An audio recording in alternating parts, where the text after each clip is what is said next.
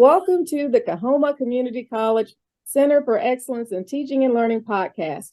I am your host, Dr. Oweda McAfee.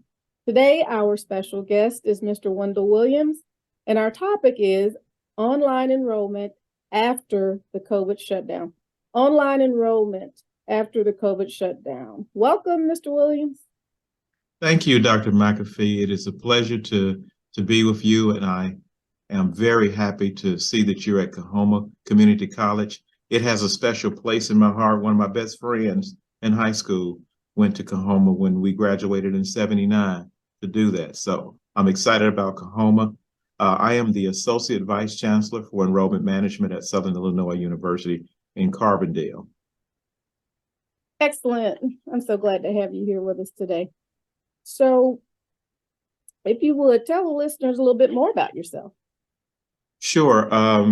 I have been in higher education for pretty much all of my career after my master's program, which is about 37 years. And I've been in a senior leadership position since 1991. I've been vice president or better at a number of community colleges. I've served as vice president at Lone Star College, Montgomery, and associate vice chancellor for the Lone Star College system, which is in Houston, Texas, where we have probably a little bit more than 90,000 students in the system itself. After that, I've served as special assistant to the president and now associate vice chancellor. Great. So we'll just jump right in. Okay. Let's talk about some trends that you've noticed in the nation related to online enrollment. Sure.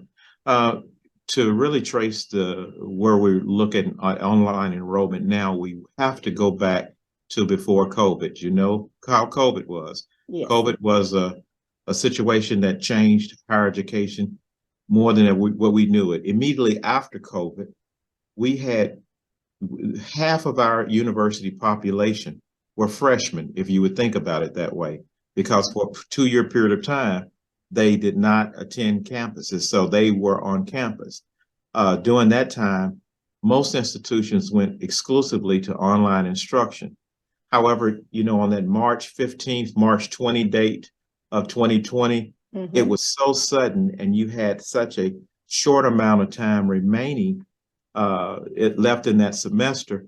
It was pretty much everybody just had to convert their face-to-face classes to an online format to finish out that semester. And, you know, we thought it was going to be a semester or so, but if you remember, that lingered on into the fall semester, where the pandemic numbers grew tremendously and exponentially, and it then spread on over into the spring semester. Our institution began to have a few face-to-face courses for that following fall, and really came back in earnest the spring semester of 2022. So the fall 2022 period was the first time that we had a number of those students. So what we've noticed in online instruction and online enrollment since COVID is that students wanted to return to that face-to-face instruction. They had, you know, everyone had been so cramped up and cooped up for so long.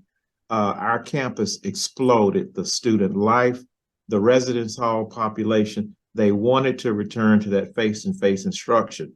Now, 3 years removed from the shutdown for us, some institutions a little bit less than that, but 3 years removed from that shutdown, the predominant number of students have resumed asking back for online opportunities again.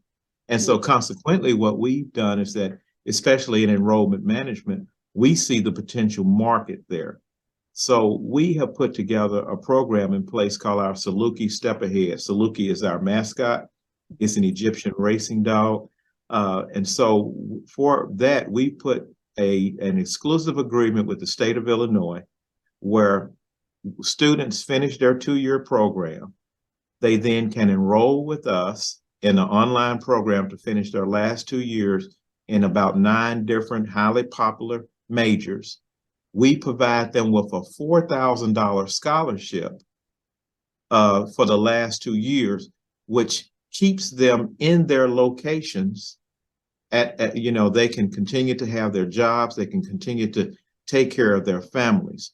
We also, since we are test neutral, for our incoming students who want to go to online instruction, we are encouraging students to start at the community colleges and do their last 2 years for us who are majoring in those programs. For your students there in Coahoma, we actually waive out-of-state tuition fees for every state in the nation.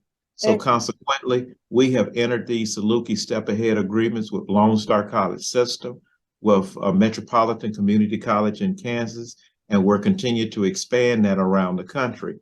So I guess we'll be talking a little bit later about how you can become part of the Saluki Step Ahead program. But imagine that for your students. Yes.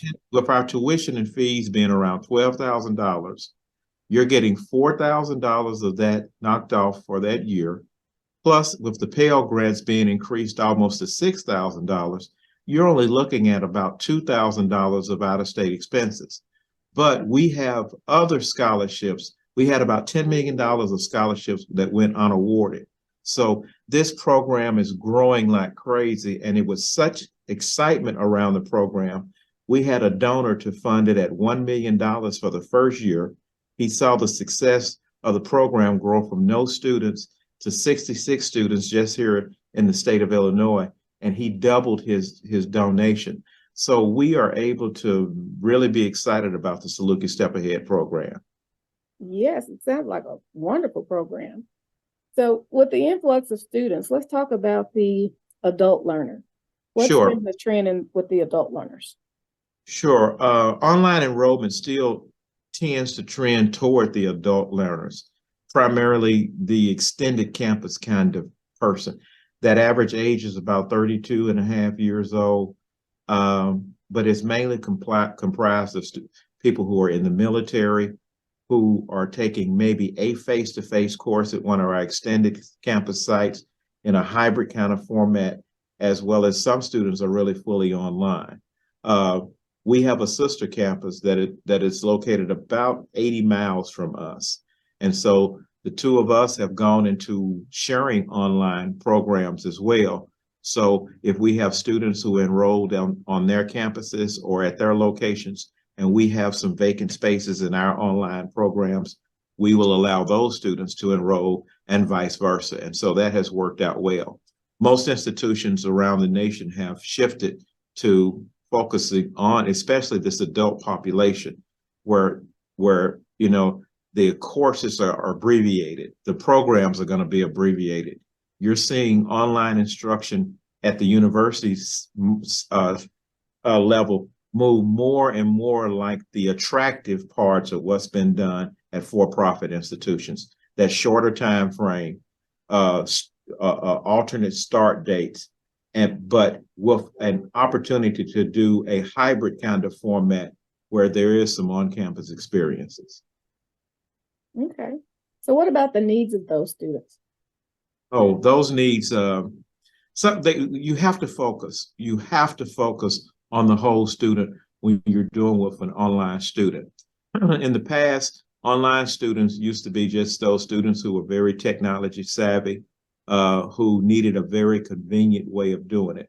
But all of our students, we have students living in the residence hall for 12 hours, taking an online class from our institution, and then taking a different class in a hybrid format to get the 18 hours that they want in order to be competitive, because they may have jobs. And so those students have certain mental needs, certain emotional needs, social needs, academic needs, health needs, as we see in our normal students who are living on campus with us.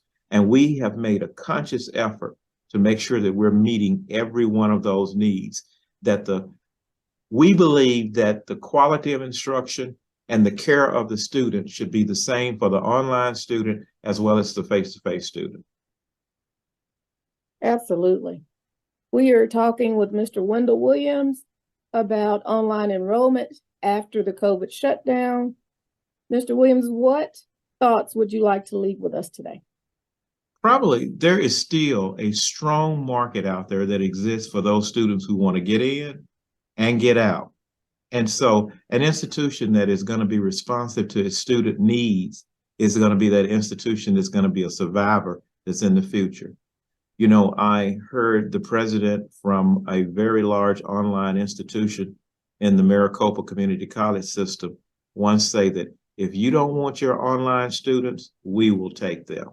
So we want to make sure that there's a consistency in the quality of education that we provide in our online instruction. And it's more than just putting a lecture on PowerPoint, but it's about the experience that students have in actually gaining this educational format. And that's what we look at, is just a format. A lot of people are, you know, you have visual learners, auditory learners, and tactile learners. So we have to figure out a way on how to incorporate different learning styles into our programs. A lot of students want the fastest route possible, so we have to be adaptive to making sure students can, those needs can be accommodated. But since the shutdown, we've seen that many institutions have joined the online space because they see the market potential that's available. But not all things are equal in quality. And so I encourage students that as you're searching for an online program, that you not only just listen at what they say, but you also look at what they do. Do they put scholarship dollars behind their students, especially those students who are transferring in, not those students that they're just getting out of high school? We're spending more and more on our efforts to advertise on how we're distinct and how we're different and what opportunities that we offer. Some examples that, you know, since we waive in-state or out-of-state tuition, and our in-state and out-of-state tuition is the same rate, we are doing that for our students. We have a wide variety of scholarships that those students can participate in. We are an R2 institution, so we provide research opportunities at the undergraduate level for our students, but it's not just research opportunities for those face-to-face students. We involve our online students in research opportunities. We offer extremely small class sizes, so you're not just going to be one of those huge, one of those students in one of those huge, some programs accept work experiences. So look for those kind of opportunities. Do they accept some of your past experience for credit toward your degree that you're pursuing? And we're beginning to advertise the engagement pieces of classes like apprenticeship opportunities, the ability to study abroad, the ability to do virtual and augmented reality, and just a whole bunch of things that we're doing to make sure that we're on the cutting edge. You know, many colleges will quickly label students as not ready for college. Yes. But here at SIU, we try to make sure that we're ready for the students that we're going to be serving. Excellent, excellent. And I look forward to talking with you. Tell me the name of that program again. It's the Saluki Step Ahead program. If you go to siu.edu, Southern Illinois University, just siu.edu, and search for the Saluki Step Ahead program, you can tell all about it. But what we first need to do is enter into an articulation agreement with your campus. And what that will mean is that we will map out every course that the students would need to take at Coahoma that would be transferable to here, because we want you to graduate with 120 hours, yes, not 150 hours. A lot of institutions have programs where your courses will transfer, but they're not applicable to the degree. We want to make sure that every course you transfer is applicable to the degree, because we want to get you graduated and making that money as soon as possible. One more time, Mr. Williams, repeat that last part, please. We want to make sure that you're graduated and making money as soon as possible. Right. Mr. Williams, thank you so much, Mr. Wendell Williams, for being with us here today. Thank you, and go Coahoma. What is your mascot there? The tiger. Go Tigers. That's right. We are the Saluki, which is a race, and so go Tigers, go Dogs. And the reason why I wanted to bring that in is that when we sign that articulation agreement with you, the chancellor and the president at your institution, that's one of the things that we'll say, because we believe that when your students sign up out of high school or as a new student and freshman, that they actually become a Saluki at that point. All right. All right. Thank you. Thank you. Okay. Bye-bye. Bye-bye.